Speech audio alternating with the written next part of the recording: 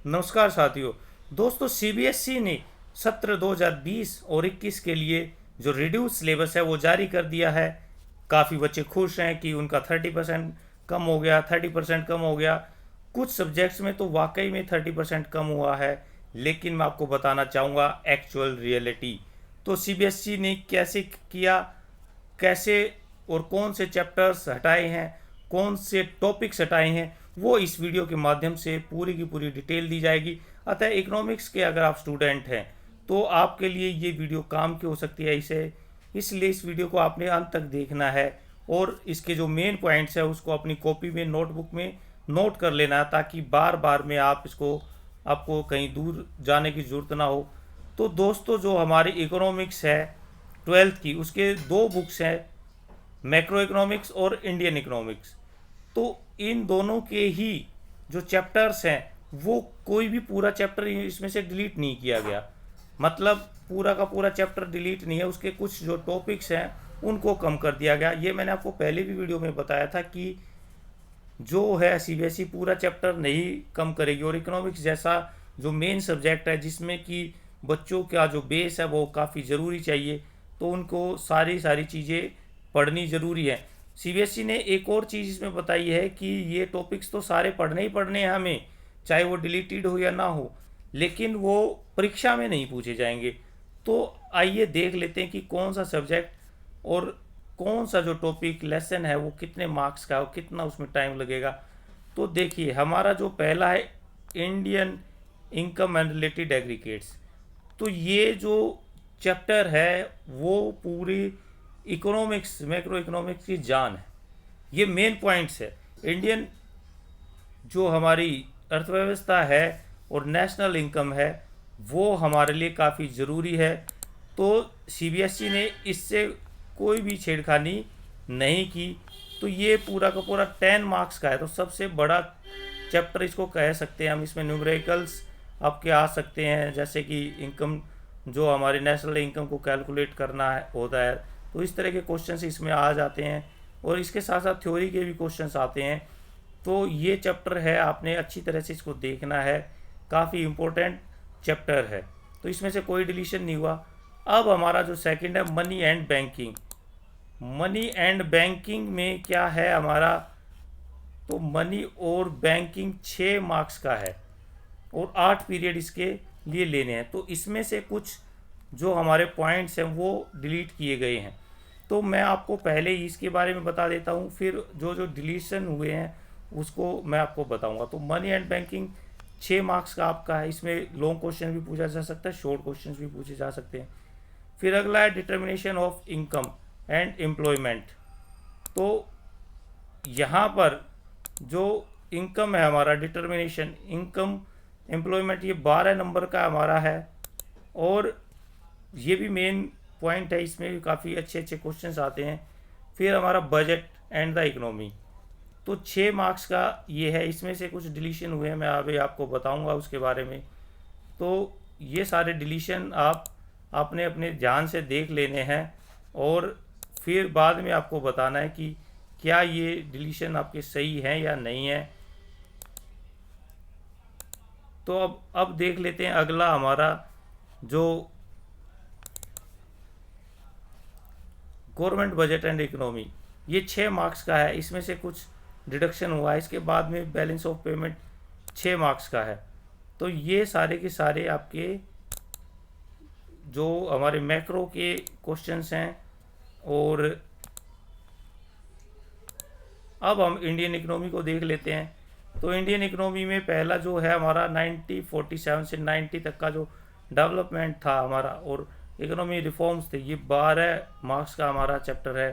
फिर current challenges facing Indian economy 22 marks का है, काफ़ी बड़ा है ये। और फिर लास्ट में हमारा development experience of India, A comparison with neighbours. तो इसमें हमारे चाइना, पाकिस्तान आदि जो हमारे नेबर कंट्रीज है उनके साथ क्या रिलेशन है, ये सारा का सारा आएगा हमारा। तो टोटल हमारा जो है 40 मार्क्स का फर्स्ट बुक और 40 मार्क्स की सेकंड बुक्स, तो टोटल 80 मार्क्स का हमारा आएगा और 20 मार्क्स का प्रोजेक्ट आएगा। तो अब हम देख लेते हैं कि किस तरह से हमारे जो पॉइंट्स हैं क्या क्या चैप्टर्स में है। तो नेशनल इनकम जो हमारा बताया था जो कि 10 मार्क्स का था। तो what is micro economics, basic concepts, consumption goods, capital goods, final goods, intermediate goods, stock and flow, gross investment, depreciation, circular flow of income, two sector modes, method of calculating national income आदि ये सारे के सारे हैं। इसके अलावा हमारा जो है जीएनपी, एनएनपी, जीडीपी, एनडीपी, ये सारे क्वेश्चंस हमारे इसमें 10 मार्क्स के आएंगे।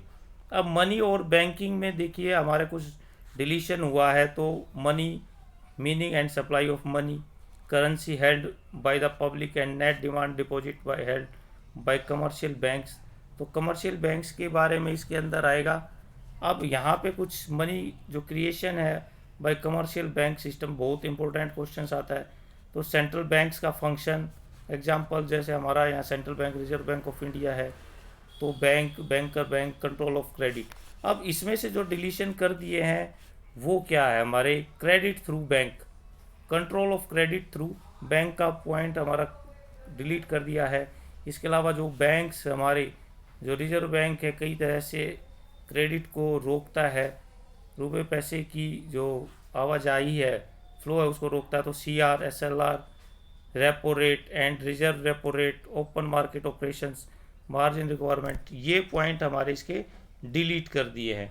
तो बहुत सारे बच्चों ने इसको पहले ही कर दिया था और डायरेक्टरेट ऑफ एजुकेशन की क्लासेस में भी इस चैप्टर को कंप्लीट कर दिया था। तो अच्छा ही है कि बच्चों ने तो इसको पहले ही पढ़ लिया है। अब हमारा determination of income and employment, ये हमारा पूरा का पूरा चैप्टर है और इसमें से कुछ भी डिलीट इसमें से नहीं किया। तो इनकम एंड एम्प्लॉयमेंट, अब aggregate demand and it's components, PC, average and marginal, ये सारे के सारे पॉइंट इसमें दिए हुए हैं। अब हमारा जो फोर्थ है बजट, बजट में देख लेते हैं कि बजट में क्या क्या हमारा डिलीट हुआ है। तो बैलेंस ऑफ पेमेंट इसमें से डिलीट कर दिया गया है। Deficit, meaning determination of exchange rate in free market, तो ये हमारे पॉइंट इसमें से काट दिए हैं। तो आपके सामने जो बचा हुआ है ये हमारा गवर्नमेंट बजट का टॉपिक्स है। तो आप जो टॉपिक्स डिलीट किए हैं उनको आप छोड़ सकते हैं। अब बैलेंस ऑफ पेमेंट में हम देखेंगे कि बैलेंस ऑफ पेमेंट के अंदर ही हमारा है, बैलेंस ऑफ पेमेंट में डेफिसिट, मीनिंग, डिटर्मिनेशन आदि ये हमारे इसमें से हटा दिए गए हैं।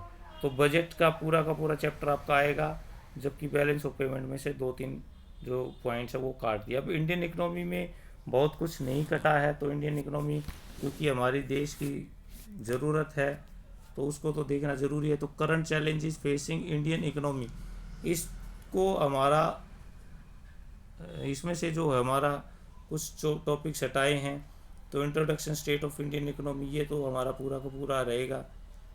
तो ये सारा का सारा हमारा पूरा रहेगा। लेकिन जो current challenge facing Indian economy, इसमें से कुछ किया है। इसमें से growth of education sector in India, alternative farming, organic farming और इंफ्रास्ट्रक्चर में एनर्जी, तो ये पॉइंट हमारे इसमें से डिलीट किए हैं।